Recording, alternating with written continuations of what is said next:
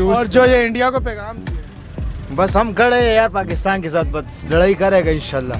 लड़ाई करेंगे? हाँ, क्यों नहीं करेगा, तैयार है हम सारा तैयार है इंशाल्लाह। नहीं, इमरान खान ने अमन का पैगाम दिया, आप क्या कहना चाहिए? अमन तो बिल्कुल सही है, हम वो इंडिया वर्ल्ड नहीं चाहिए हमें नाम, तो बस लड़ाई हम तो तैयार है बिल्कुल यार। अच्छा, हाँ जी तैयार है। क्या कहना चाहिए? बस क्या करेगा, बस मारो या मरो, कलमा पढ़ के जान दे, डस डस डस डस। सिख कहने ना मोदी कहना जी असी कलमा पढ़ने नो मुसलमान कलमा पढ़ के और फिर सीधे ही आने सरदार ने फिर मोर्चे लौड़ने, ऐसे तो मोर्चे नहीं लौड़ने, ऐसे तो कहना साढ़े नहीं बंदो सानी होते भेजो डस राकट पाओ जा रहे बादशाह उन्हें दिमा जा रहा, शिदा जा रहा, माजा जा रहा, फतेह जा रहा है भी मामलात।